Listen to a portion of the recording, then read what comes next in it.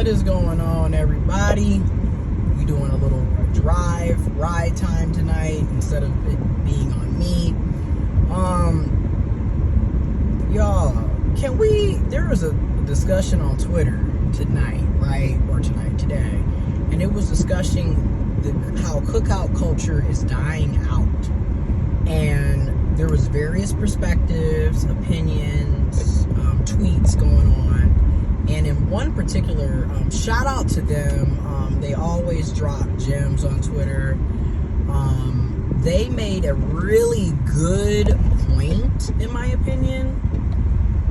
And they list out numerous, like 3-4 bullet points on why cookout culture is pretty much dying, or you're seeing less and less of it.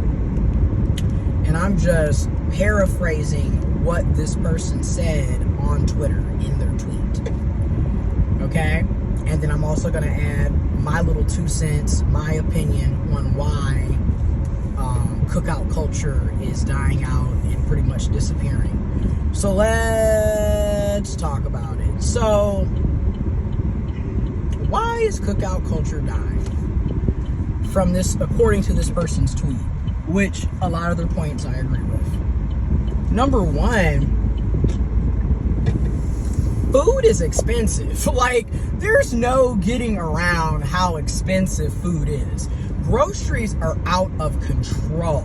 Just in comparison from last May 2022 to 2023, we've seen a huge increase in the cost of groceries. So this idea of having a large cookout, a medium cookout, even a small cookout is going to potentially break the bank for a lot of people, especially depending on the size of your family or your friends or whoever you're inviting to the cookout. Not to mention, depending on the individual, they might want second and third. Some people want to have take-home plates.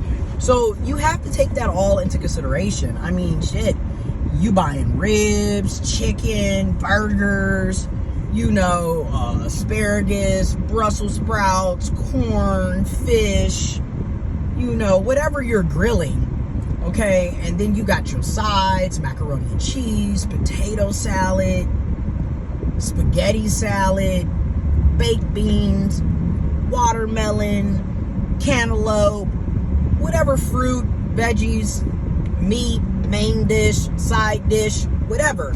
This stuff costs money. It's not cheap.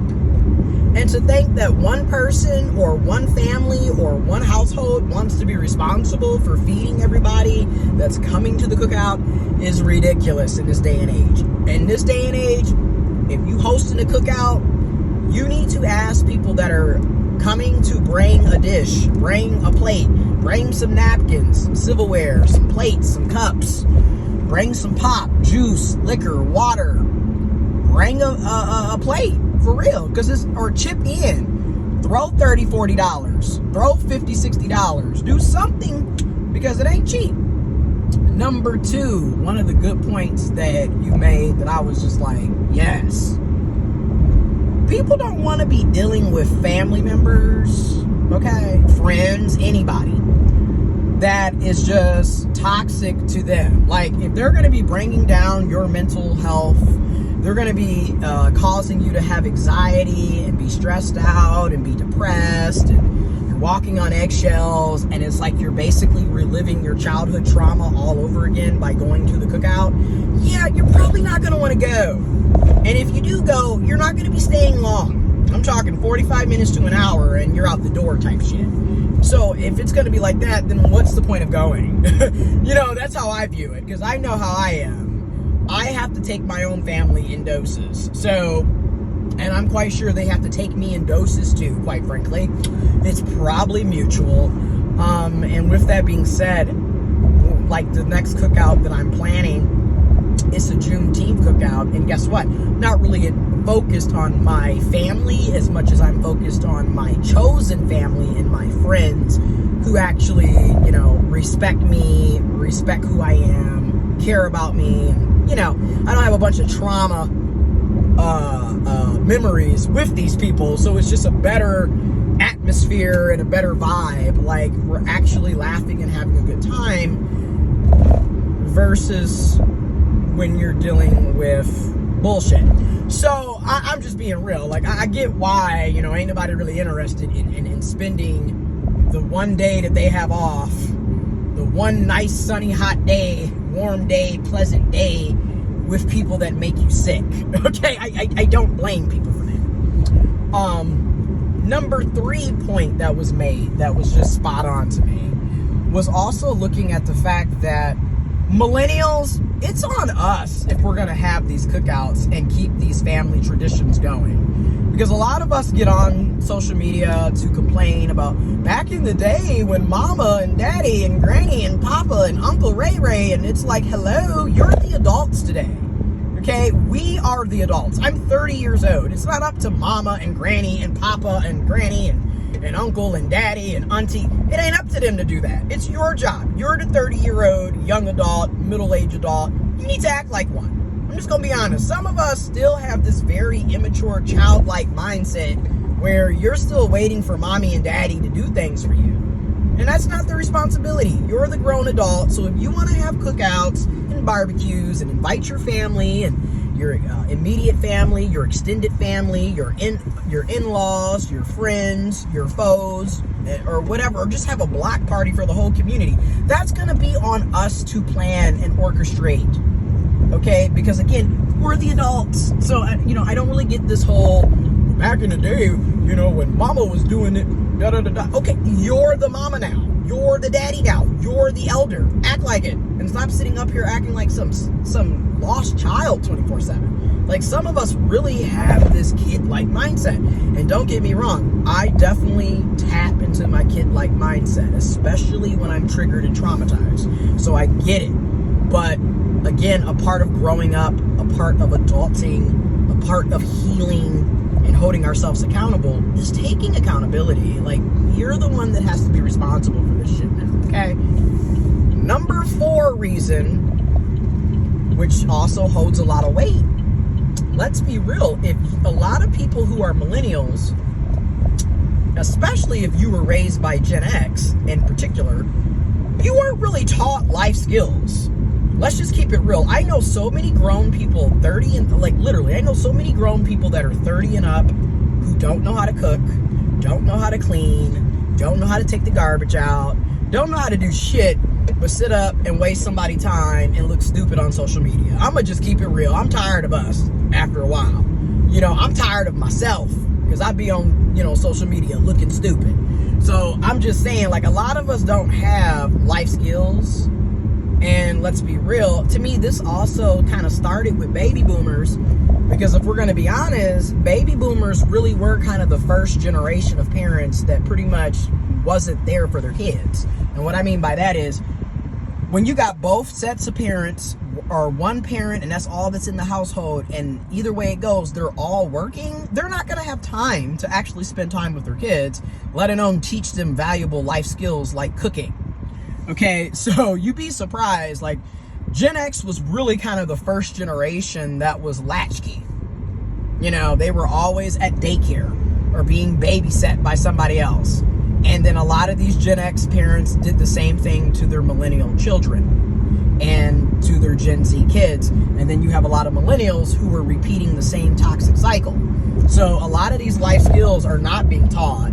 You know, how to communicate, how to bring people together, interpersonal relationships, communication styles, cooking, cleaning, you know, gardening, you know, a lot of things. Just these skills are not being taught, and unfortunately are dying out with baby boomer generation, and it's really sad.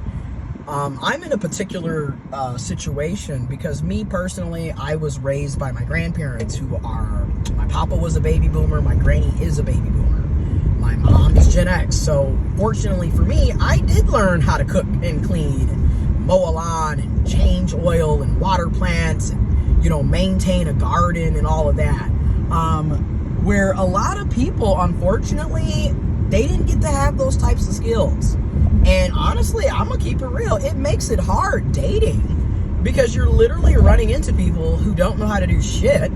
And it's like you're dating a child or somebody that you're going to have to take care of and provide for. And honestly, it just is kind of lackluster at that point. Or you're dating people who, like I said, they can't really communicate.